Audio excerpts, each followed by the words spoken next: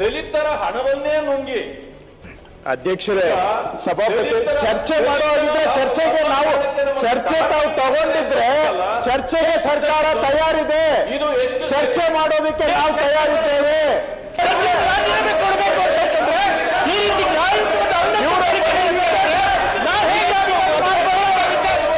BJP ನಾಯಕರುಗಳು ಎಷ್ಟು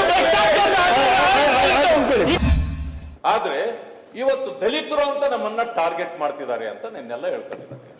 ದಲಿತರ ಹಣವನ್ನೇ ನುಂಗಿ ಅಧ್ಯಕ್ಷರೇ, ಸಭಾಪತಿ ಚರ್ಚೆ ಮಾಡೋದಿದ್ರೆ ಚರ್ಚೆಗೆ ಚರ್ಚೆ ತಾವು ತಗೊಂಡಿದ್ರೆ ಚರ್ಚೆಗೆ ಸರ್ಕಾರ ತಯಾರಿದೆ. ಚರ್ಚೆ ಮಾಡೋದಕ್ಕೆ ನಾವು ತಯಾರಿದ್ದೇವೆ. ಅವರು ಯಾರಾದ್ರೂ ರಾಜೀನಾಮೆ ಕೊಡಿಸಬೇಕು, ಎಲ್ಲ ರಾಜೀನಾಮೆ ಕೊಡಿಸಿ ಮಾತಾಡ್ಲಿ, ನಾವು ತಯಾರಿದ್ದೇವೆ. ಅವರಲ್ಲಿ ಇವ್ರ ಮನೆಯಲ್ಲಿ ಎಕಣ ಬಿದ್ದಿದೆ, ಮನೆಯಲ್ಲಿ ಎಕಣ ಇವ್ರ ಕಟ್ಟೆಯಲ್ಲಿ ಎಕಣ ಬಿದ್ದಿದೆ. ಮತ್ತೆ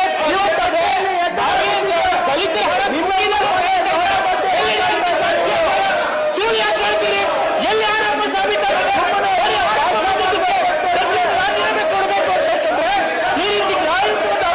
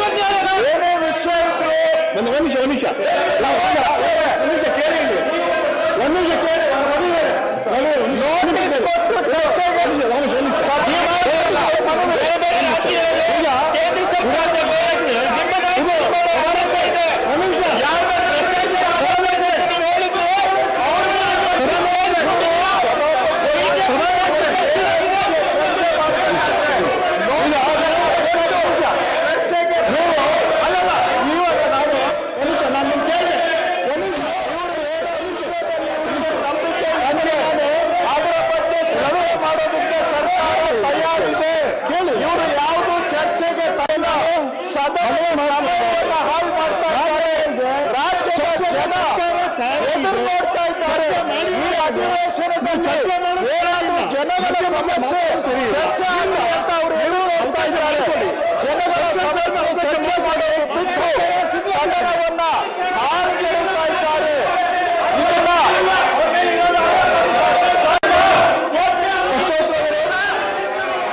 ಪ್ರಶ್ನೆ ಮೊದಲೇ ಪ್ರಶ್ನೆ ಬಸವನಗೌಡ ಬಾದಾರ್ಲಿ. ಮಾನ್ಯ ಸಭಾಪತಿಗಳ ಅವಕಾಶಕ್ಕಾಗಿ ಧನ್ಯವಾದಗಳು. ಚುಕ್ಕೆ ಗುರುತಿನ ಸಂಖ್ಯೆ 546 ಮಾನ್ಯ ಗೃಹ ಸಚಿವರಲ್ಲಿ ಕೇಳಲಿಕ್ಕೆ ಬಯಸ್ತಾರೆ.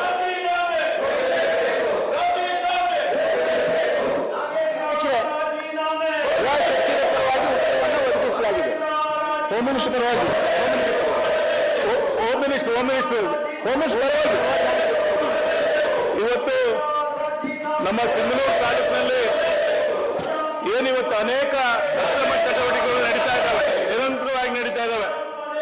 ನಾನು ಅನೇಕ ಪ್ರಶ್ನೆಗಳನ್ನ ಕೇಳಿದ್ದೆ ಮಾನ್ಯ ಗೃಹ ಸಚಿವರಿಗೆ.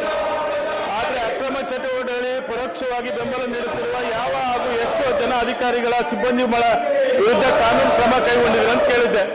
ಆದರೆ ಇಲ್ಲಿ ಯಾವುದು ಕಾನೂನು ಕ್ರಮ ಕೈಗೊಂಡಿಲ್ಲ ಅಂತ ಉತ್ತರ ಕೊಟ್ಟಿದ್ದಾರೆ.